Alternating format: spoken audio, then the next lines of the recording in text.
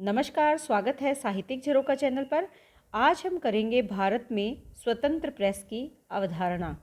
इसमें हम जानेंगे कि भारत में प्रेस की स्वतंत्रता किस प्रकार से है, क्या प्रेस पूर्ण रूप से स्वतंत्र है या प्रेस पर कुछ नियम और कानून लागू हैं, और इसके साथ साथ वर्तमान समय में प्रेस की भारत में क्या स्थिति है। इन दो बातों पर आज हम यहाँ पर विचार करेंगे। तो आइए प्रारंभ करते हैं। देखिए, सबसे पहले हम जानते हैं कि स्वतंत्र प्रेस की अवधारणा क्या होती है। स्वतंत्र प्रेस की अवधारणा से अभिप्राय है कि प्रेस पर किसी प्रकार का बंधन न लगाया जाए, यानी प्रेस अर्थात जो समाचार हैं उन पर, समाचार पत्रों पर किसी भी प्रकार का बंधन ना हो। जहाँ से समाचार पत्र छप कर निकलते हैं वहाँ उस पर किसी प्रकार का बंधन ना हो।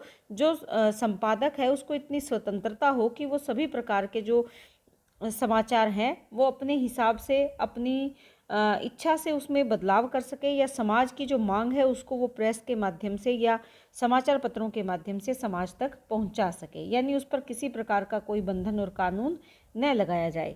अब अगर भारत में प्रेस की बात करें तो भारत में प्रेस को चौथा महत्वपूर्ण स्तंभ माना जाता है।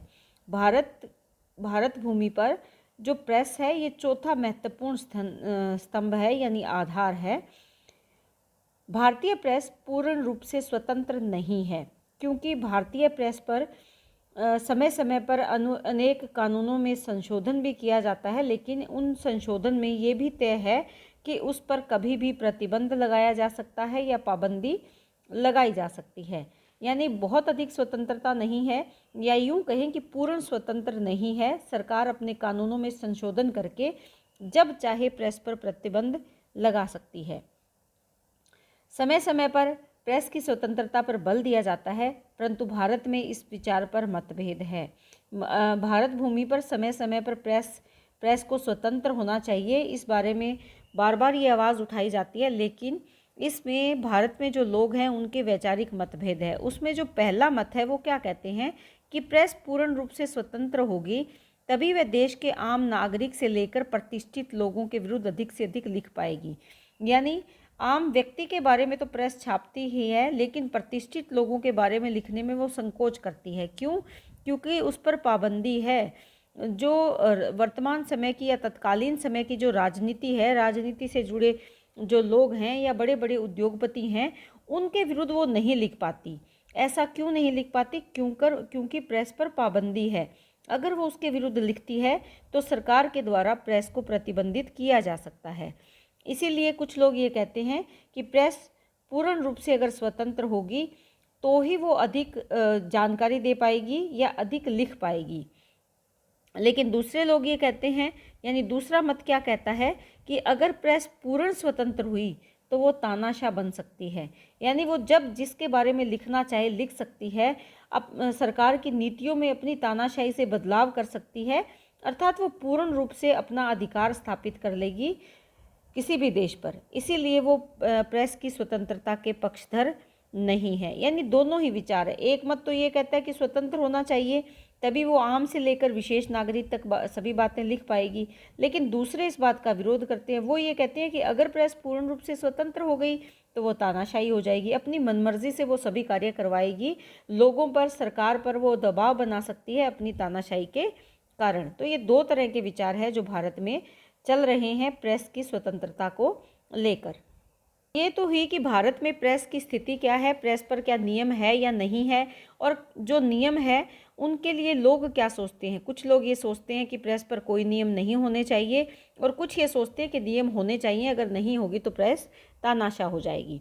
आइए अब जानते हैं कि भारत में प्रेस की वर्तमान स्थिति क्या है। तो वर्तमान स्थिति की अगर बात करें तो वर्तमान समय में भारत में जो समाचार पत्र निकलते हैं उसमें राजनीतिक मामलों को अधिक महत्व दिया जाता है, यानी राजनीति से जुड़े हुए जो मामले हैं वो महत्व दिया जाता है समाचार पत्रों में, उन्हीं मामलों को। दूसरा, खेलकूद से जुड़े हुए जो दैनिक पत्र हैं उनका अभाव है। साप्ताहिक पत्र और मासिक पत्र तो निकलते हैं कुछ खेलकूद से जुड़े हुए, लेकिन दैनिक रूप से खेलकूद से जुड़े हुए कोई पत्र नहीं निकलते जो कि निकलने चाहिए। इसके साथ साथ अगर हम देखें कि स्वास्थ्य से जुड़े समाचार पत्रों का भी भारत में अभाव है, यानी भारत भूमि पर या भारत में अगर देखें तो स्वास्थ्य से जुड़े हुए जो समाचार पत्र हैं वो बहुत कम है, यानी जिसमें स्वास्थ्य संबंधी जानकारी विशेष तौर पर दी गई हो ऐसा नहीं है।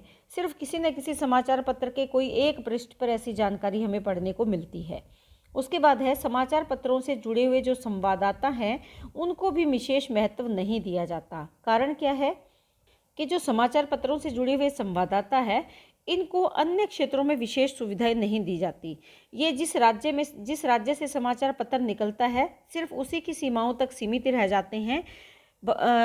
देश के दूसरे हिस्सों या फिर विदेशों में ये अपने संवाददाता नहीं भेज पाते क्योंकि उनके लिए वहाँ पर कोई सुविधाएं नहीं होती।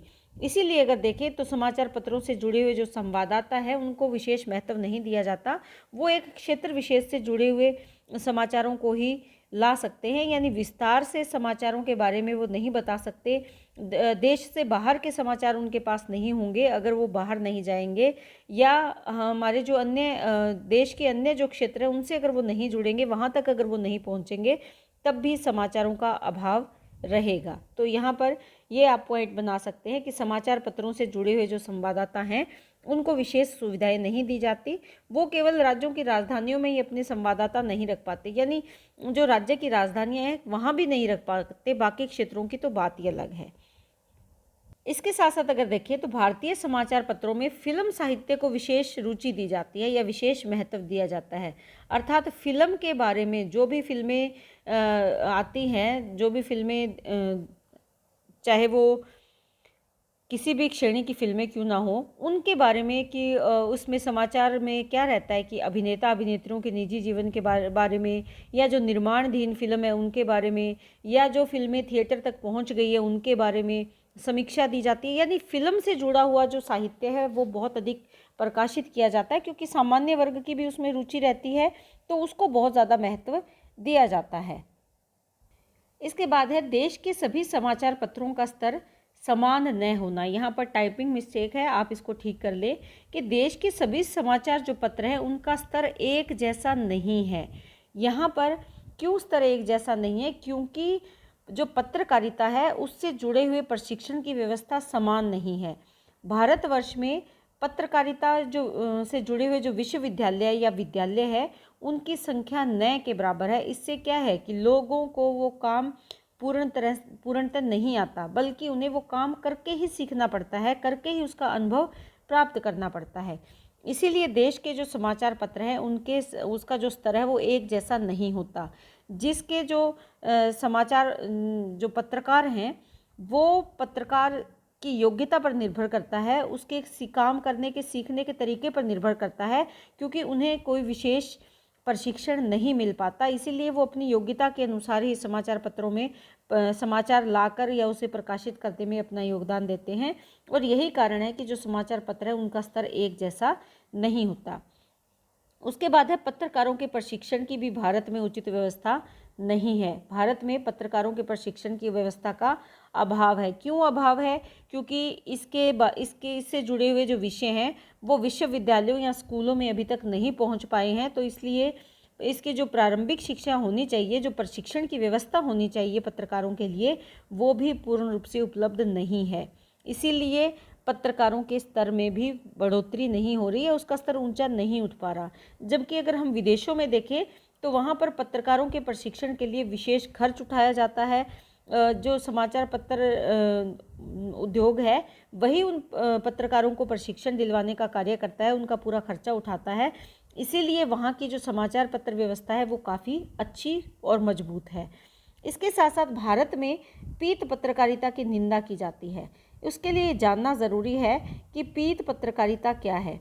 देखिए, पीत पत्रकारिता के अंतर्गत वो चीज़ें आती है जहाँ पर ये मान लिया जाता है कि कुछ समाचार पत्र ऐसे हैं जो बुरी पत्रकारिता करते हैं, अशोभन पत्रकारिता करते हैं या गैर जिम्मेदाराना पत्रकारिता करते हैं। यानी उसमें जो समाचार हैं वो समाचार जिनमें लोगों की आलोचना की जाती है वो उसे पीत पत्रकारिता का दोषी बनाकर बदनाम करते हैं। क्योंकि अगर मान लीजिए किसी उद्योगपति के प्रति कोई पत्रकार कुछ रिपोर्ट छापता है, वो रिपोर्ट जब उद्योगपति को पता चलता है तो वो उस पत्र को ही बदनाम करने की कोशिश करता है, उस समाचार पत्र की निंदा करता है और उसे बदनाम करने की कोशिश करता है। तो ये कौन सी उसके अंतर्गत आती है? ये पीत पत्रकारिता के अंतर्गत आती है। या अगर साधारण अर्थ में इसकी बात करें तो केवल पाठकों का ध्यान खींचने के लिए ज़्यादातर ये पत्र क्या करते हैं, अपराध के बारे में छापते हैं, यौन तथा हिंसा संबंधी समाचारों को छापना शुरू कर देते हैं। तो ये या फिर जो फिल्म अभिनेता है उनके निजी जीवन के बारे में बहुत ज़्यादा छापने लगते हैं। तो इन पत्रों को अश्लील पत्रों की संज्ञा दी जाती है। तो यहाँ पर यानी क्योंकि इसमें अश्लील बातें छापी जाती हैं तो ये पीत पत्रकारिता के अंतर्गत आता है। परंतु ये ज़रूरी नहीं है कि जहाँ पर कच्चा चिट्ठा बताया जाए वो पीत पत्रकारिता ही हो, यानी ये इसकी निंदा भारतवर्ष में की जाती है। अब ये सवाल उठता है कि इन सब चीज़ों पर प्रतिबंध कैसे लगाया जाए, कैसे रोका जाए। तो पीत पत्रकारिता जो आजकल जिसका बहुत ज़्यादा प्रचार प्रसार हो रहा है, इसको रोकने के लिए जो प्रेस है वही अपने संगठन बनाकर इस पर नज़र रख सकती है और उन पत्रों को रोक सकती है जो कि इस प्रकार की पत्रकारिता करते हैं। और कई जगह ऐसा हुआ भी है, ये कार्य किया भी गया है कि जो प्रेस संगठन है वही पत्रों पर अपनी पाबंदियां लगाते हैं या पूर्ण दृष्टि रखते हैं, जिससे कि इस कार्य में काफ़ी कमी भी आई है और अच्छे परिणाम हमें प्राप्त हुए हैं। तो ये वर्तमान स्थिति है जो भारत में प्रेस के संबंध में चल रही है, या भारत में जो पत्र प्रकाशित हो रहे हैं वो किस प्रकार के हो रहे हैं, कौन से पत्रों का अभाव है, कौन से पत्र है जिनको बहुत ज़्यादा महत्व दिया जा रहा है। ये भारत में प्रेस की वर्तमान स्थिति है, यानी किस प्रकार के समाचार पत्र भारत में छापे जा रहे हैं। तो उम्मीद करती हूँ कि आपको बहुत अच्छे से समझ में आया होगा और आप इसको थोड़ा और विस्तार देकर इस प्रश्न को बहुत अच्छे से कर पाएंगे। बहुत बहुत धन्यवाद।